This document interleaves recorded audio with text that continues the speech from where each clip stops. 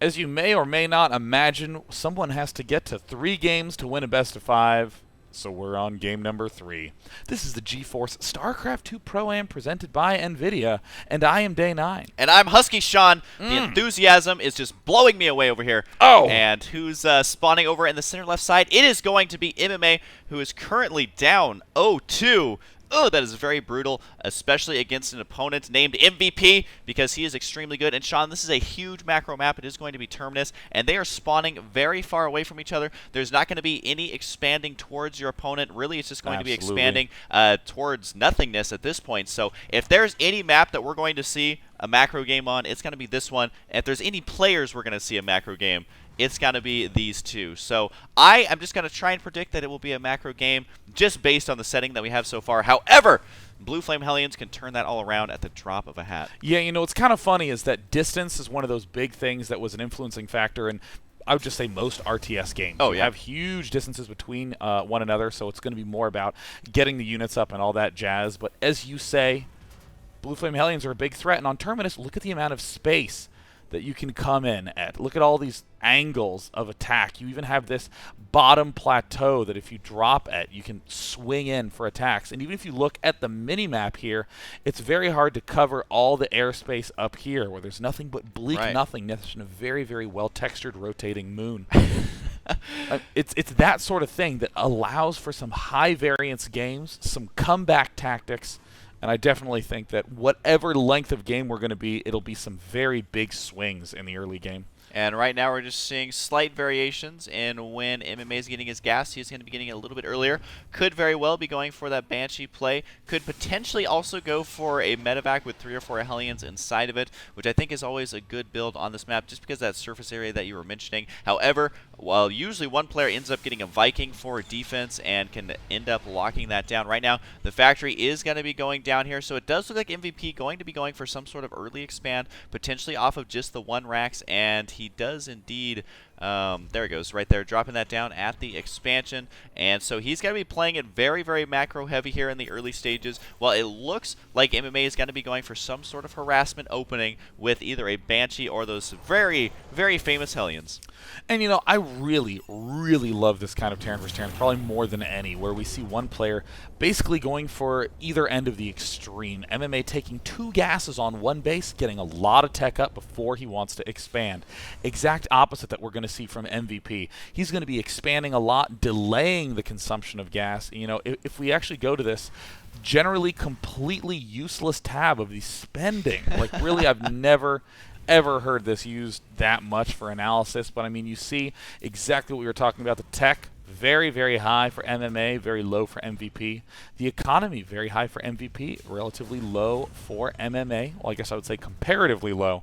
But once this expo gets up and running, we're going to see this differential extend by quite a bit. Sean, I almost feel like you should do a daily on how to properly use the spending tab to teach everyone that there are situations, albeit rare, that you can learn a lot from that tab. He is going to be walling in right now. Let me actually show you the best way to use this tab. Whenever it's open, you can actually click up here and press that number.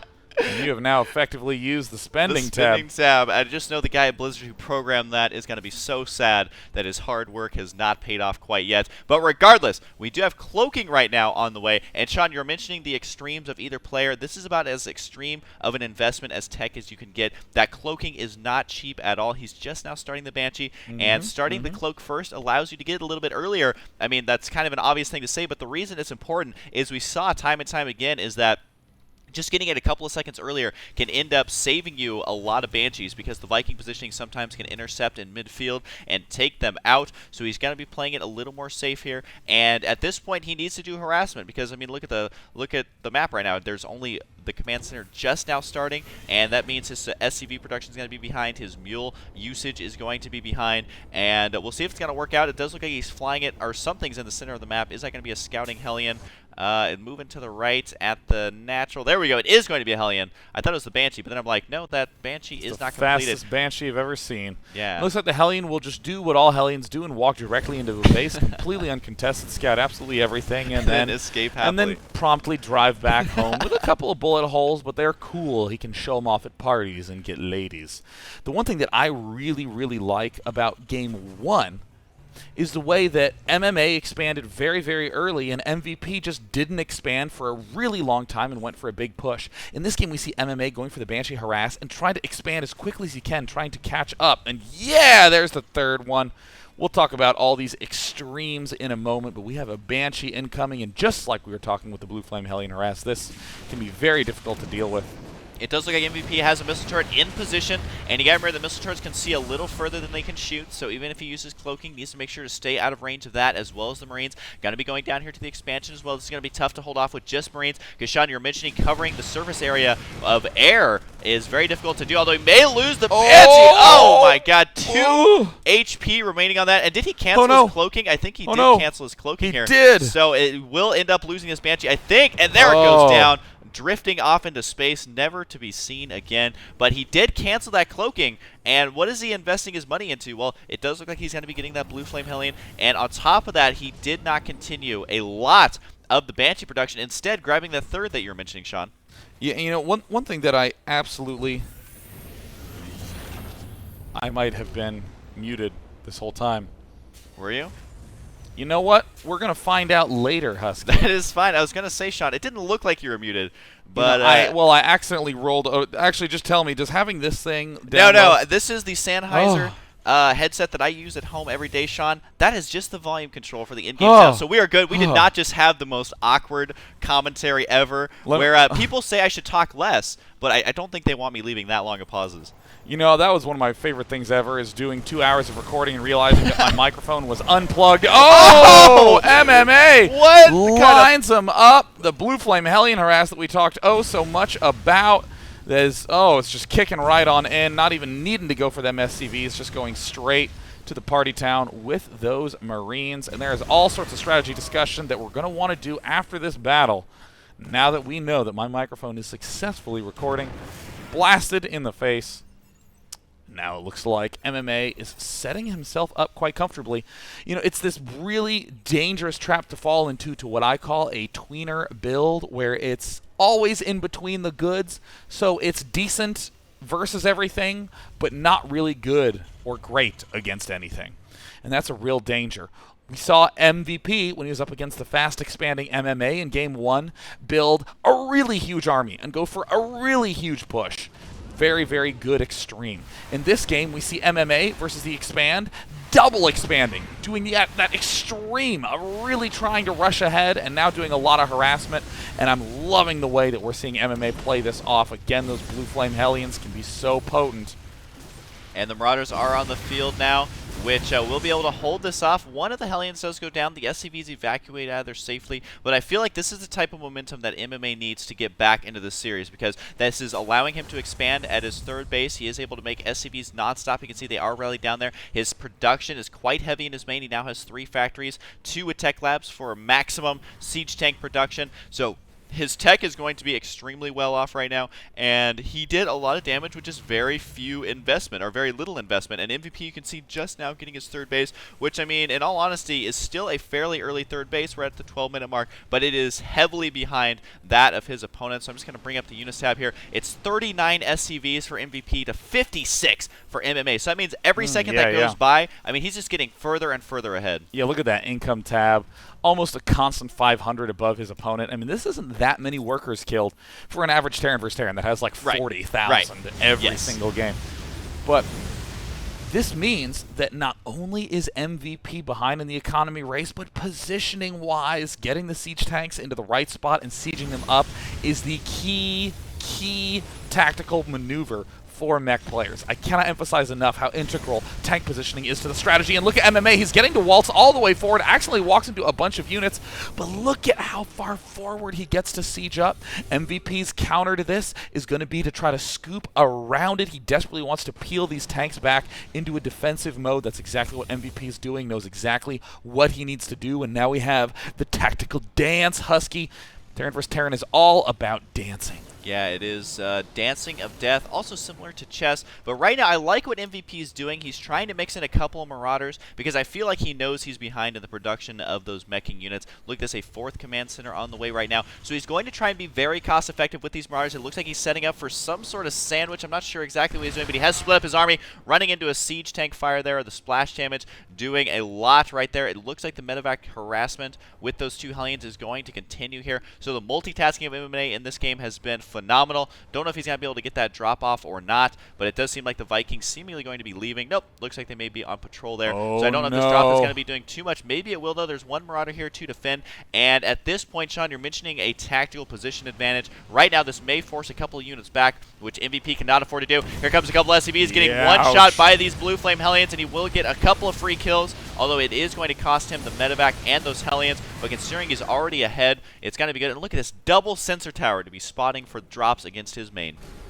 I mean, MMA using every tool Blizzard gave to Terran, and now, oh no, there's the being caught out of position that is so devastating. Oh no, MMA could possibly lose all the advantage he has in this one attack, and there it goes. The tank count completely evaporates. These 5 orbital commands out right now, these 5 command centers for MMA, now just floating around, sort of limply back to their little home resting place. It's a very sad moment for MMA, and I will say MVP playing tactically geniusly. I mean, I cannot emphasize enough how important it is to keep those tanks in good positions as MMA. And if you get surrounded and blitzed, it's goodbye mid-game. Now, MMA did finish that +1 attack on those siege tanks. MVP does have really good positioning now outside of his base, but look at how quickly he was able to reproduce those tanks just because of his economic advantage, as well as having a lot of factories down. He does have a 4th one down now and is building 2 more command centers. So evidently, he is very comfortable with where this game is at and says, well, I'm going to try to bust out and expand very heavily. He can also use the command centers just to drop a lot of mules, and he can cut SCV production if he wants to. He really wants to take this expansion. I don't know what this command center is doing. It was all worth it. Yeah, totally worth it. So much money mined at that expansion. But he does have a okay position here outside of his main. He's not completely contained. He can still safely maneuver between his 3 bases. He has a hidden expansion down here now. But the supplies 154 to 152. Very, very even here. And again, a lot of it's going to come down to, can these Marauders get on top of those tanks, or are they going to take way too much splash damage? I mean, if we look at the mini-map, we're seeing the red player MMA just expanding like crazy, now doing more little Blue Flame Hellion drops. Oh no, not quite having that focus on those Hellions. They will have to be lifted, but there's just not that much that can shoot up here, Husky. Yeah, just 2 Marines. Oh, there's 2 Vikings. That's always good for killing it. It looks like a rally point, though. Did force them a little bit away. The Hellions are loose in the main. I think he dropped a Hellion there. They got trapped behind a building, so that's just a humiliating way to die. He's going to try and kill a couple more SCVs. He'll get 1 before getting taken out there, but at this point, it looks like, look at this, MVP setting up a sensor tower right outside his opponent's base, and that is going to force MMA to have to scan to see exactly what's going on there. He is going to see a huge contain, and at this point, there's really, I mean, at this, he has to march in there or run all the way around, but there's really no way for him to safely get out of here, Sean. I don't know what he can do against this massive of a contain. He does have a supply advantage, so maybe pulling some SCVs off to absorb the first volley or 2 of the shots can prove to be effective. He does have another factory. Is he going to try and break out right now? Is this going to be it? He's slowly moving forward, but no, this is such a tense moment. He's got to go for broke here, sending out all these units. The Hellions absorbing most of the shots. He needs to start sieging up his own tanks. He's slowly leapfrogging them. The Vikings here, really nothing for them to shoot. They're going to be forced to land. Look at the amount of tanks. Gigantic tank count for MMA, just blasting down this front door. Wow. In a total surprise moment, MMA breaks the contain of MVP with a ton of flair. Meanwhile, back in the main, I'm wondering, were there units left behind? What happened to the army of MVP? But no, it just looks like MMA having the better positioning, having the enormous tank count, 10-3 right now.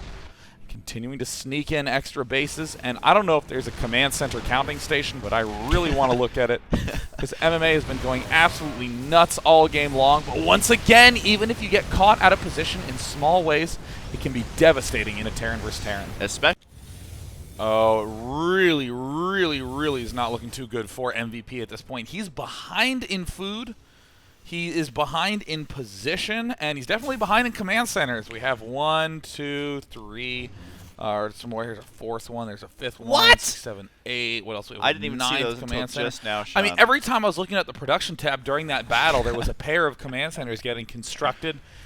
I mean, much like getting socks, he's building them in twos. Yeah, and Sean, this is actually something we've seen players do a lot as Terran. They start to realize, especially on huge maps like this, where I don't know if there'll ever be a game where this map gets mined out, in that just make command centers and drop all the mules at your newest expansion. You can cut SCV production a little bit, and it doesn't matter as much if you get behind, because you just have so many mules. We might see that happen right here. And if you hide an expansion for like 2 seconds, drop all your mules there, it's almost mined out right away. So absolutely. He's playing so smart here. We've seen a lot of Terran players do this. You're going to see him shoot ahead in the supply. And also, Sean, in that last battle, that big battle where we're like, wow, how was he able to break that? I think a lot of it came down to the fact, I think his +2 attack upgrade had just finished. He was waiting for the timing on that, and he's just now starting his +3. Look at this, 13 tanks to 3, Sean. So it's going to be really tough for MVP to take this 3-0, just because he's going to rely on those Marine and Marauder, which a lot of it has to do with positioning. And when there's that many tanks, how do you get a jump on that? It's going to be tough.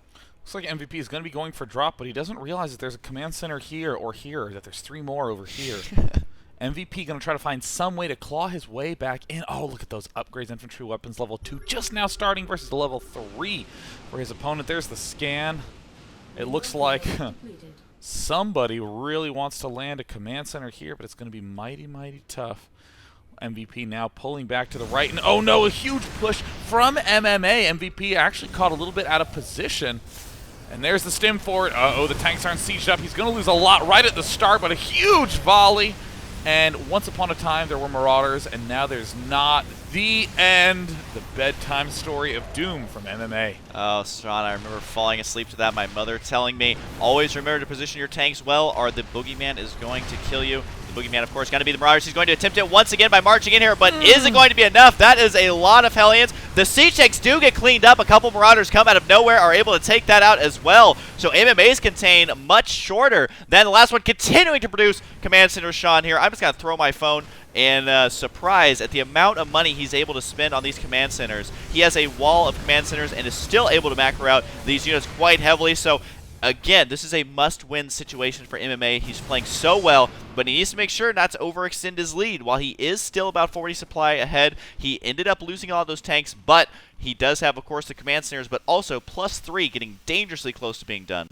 9 mules on the field for MMA. We see him now getting another orbital command at the front lines, and this is not any sort of trash talk, smack talk move.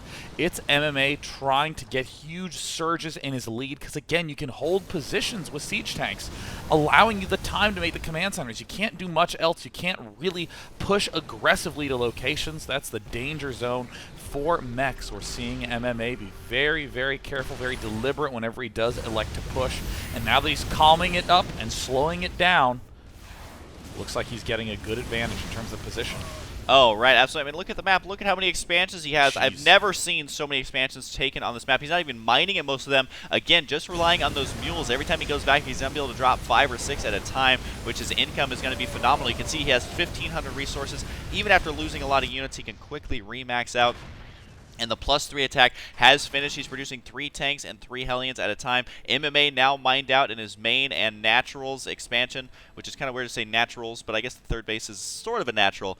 And at this point, SCV is idly sitting around. Again, he's just relying on mules for the majority of his income. So it looks like he's going to be marching down here to one of the very crucial mining bases of MVP. If he loses this base, he's going to have virtually no income, Sean, but it looks like he is going to be able to hold off for a little bit, but more reinforcement units here may be able to turn the tide of the battle and swing it back towards MVP's base. And at this point, MMA can afford to lose units here.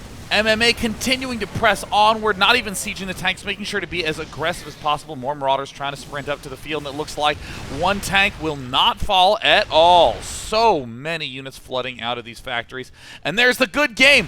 MMA avoids getting 3-0'd by MVP and pulls a very solid win with I'll just let you do the commentary while I count the number of command All right, centers. go ahead and rake in the kills. And the problem for MVP, aside from losing that, even if he held on, is that still selecting O'Shawn is quite ridiculous. But the fact of the matter is that MMA could have just added on more production facilities and then just been insanely productive with the amount of resources that he had. And it did have that harvester lead as well. So I got to hand it to MMA in that game because you look at how many command centers there are. That is a lot of resources that he spent on that rather than spending on an army, and he was still able to keep the lead after breaking that contain. So just such smart play here. It is now 2-1, which means we are going to be going on to game number 4. Any closing words for this very interesting TvT? Well, MMA had to fight hard to put 1 win on the table, Right. and now he has to put 2 more down. MVP looked very convincing in his 2 wins, so MVP needs win only 1 game, where MMA needs to win 2. Let's find out what happens in Game 4.